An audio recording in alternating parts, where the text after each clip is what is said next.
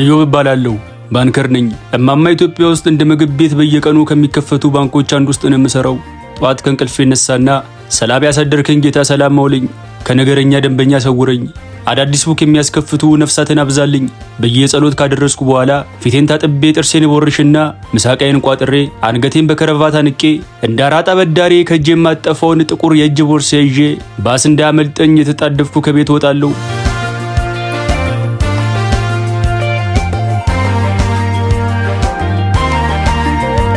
ሲመሽ ደግሞ የአንገቴን ከረቫት እያላለው ከቢሮ ወጣና ራቴን የ50 ብር እርጥብ ከመንገድ ዳር ገዝቼ እየበላው የኮሪደር ልማቱ ላይ በተተከሉ በርካታ ወንበሮች በየመሃሉ የተቀመጥኩና የተነሳው ወደ ቤት ያዘግማለሁ።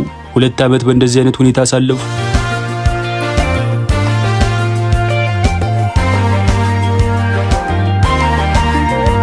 ከዩኒቨርሲቲ አብረን ከተመረቅን ቱጃር ጓደኛዬ ጋር እያወራን ነው።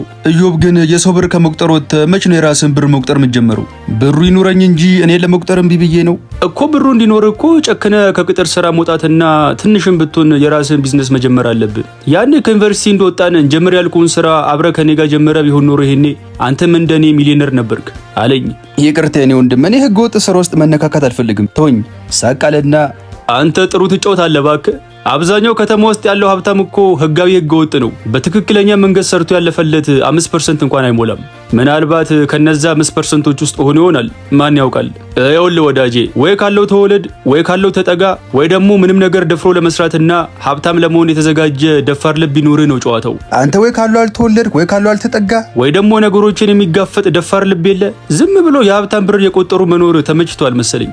እኔ ግን የምር አሁን ምርር እያለኝ ነው። ሰዎች የተሰበሰቡበት ቦታ በሰላም እያለፍኩ ልክ እኔን ሲያዩ ቡክ ፈውት የመል እየመሰላቸው አጥፍቶ ጠፊ ሽብርተኛ ያዩ ይመስል ከአካባቢ ይበተናሉ። ወድጄ ነው እንዴ ስቆይ ቡክ ማስከፍተው? የእንጀራ ነገር ሆኖብኝ እንጂ። በዚህ ምሬት ከቀጠልክ አንድ ቀን በሥራ ቦታ በምታረገው ከረባት ራስን አንቀ መግደል አይቀርም። ከዛ በፊት ሐሳብን ቀይረ ከኔ ጋር መስራት ከፈለክ ደውልልኝ። ሰላሟል ብሎ ተነስቶ ሄደ።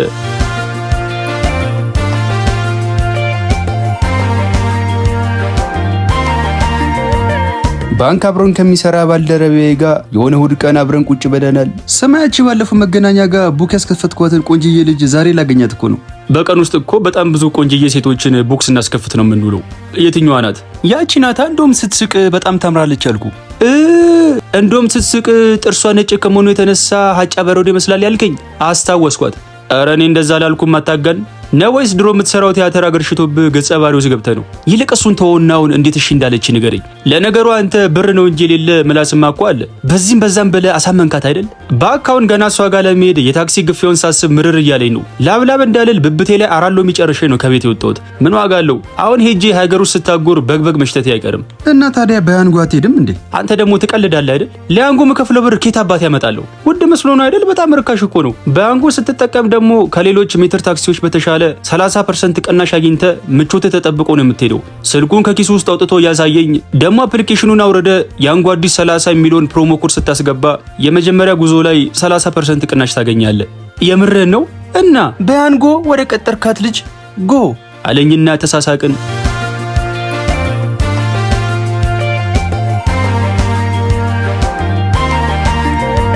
ከልጅቱ ጋር ተገናኝተናል። እንዴት ግን የዛን ቀን እንደሌላ ሰው ሳታለፊኝ ቡክ ቶሎ ከፈትሽልኝ? በዚህ አይነት ልብሽንም ለመክፈት ብዙ አታለፊኝም።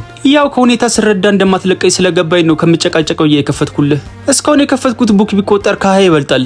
ግን ከአንድ ወይ ከሁለቱ ውጪ ሌሎቹ የት እንዳሉ ራሱ አላውቅም። አብዛኛውን ቡክ የከፈትኩት ባንኮሮቹ መገናኛ ጋር እግር ላይ ተጠምጥመው አላሳልፍ እንደሚሉት ህፃናት እግር ላይ መጠምጠም ሲቀራቸው ሼም ይዞኝ ነው። እኔ እንኳን እግርሽ ላይ ሳይሆን ልብሽ ላይ ነው እንደ ሐረግ መጠምጠም የምፈልገው አልኳት። የፍቅር ቃላት መጠቀም ነው። በለማንኛውም ያገኘው ቡክ ስታስከፍተኝ የሰጠውከን 200 ብር እንድትመልስልኝ ነው። የምርሽን ነው? ደነገጥኩ። ስትኛ የቀለድኩ መስላለሁ ብላ ተነሳችና የሸሚዜን ኮሌታ ጨምደዳ ያዘች። ኧረ እኔ መቤት ሰጥሻለሁ ተረጋጊ አልኳትና ከኪሴ 200 ብር አውጥቼ ሰጠዋት። አምጣ ብላ ከእጄ ላይ መንጭቃ ወሰደችውና ቦርሷን ይዛ በተቀመጥኩበት ጥላኝ ሄደች። ከኔ ባሰ ችጋራም በመኖሩ ተገርሜ አፌን ያዝኩ።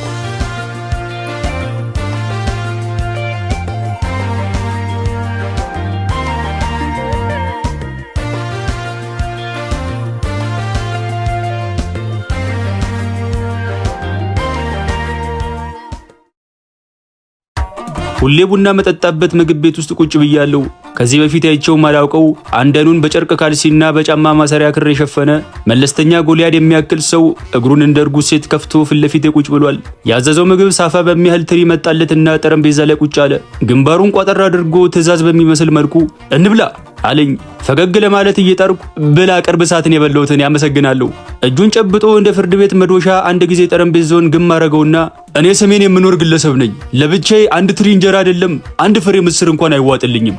በፍርሃት እየተንቀጠቀጥኩ ማን ነው ስምህ? ጮክ ብሎ አብርሃም አለኝ። አብርሃም ወልዴ ነው መቀለዱ ነው ብሎ ከተቀመጠበት ተነሳ። ከዚህ በላይ መከራከር ለነፍሴ አስጊ መሆኑ ገባኝ። ነፍሴን ባልባሌ ነገር ለሞት ከማቀርብ ብዬ እጄን ታጠቤ መጣውና ማዱ ላይ ቀረብኩ። ካሁናውን ተነስቶ እጁን ይታጠባል ብዬ ስጠብቅ እግሬም ያህል እጁን ትሪው ላይ ከመረው። በፍርሃት የተቅለሰለስኩ ወንድሜ እጄን አትታጠብም እንዴ?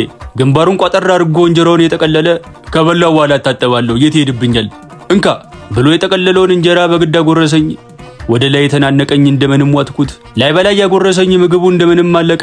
ያዘዝኩትን ቡና እንኳን ሳልጠጣ እግሬ አውጭኝ አልኩ። ከዛ ቀን በኋላ ሰውየው መኖሩንና አለመኖሩን ሳላጣራ እዛ ቤት መግባት አቆምኩ።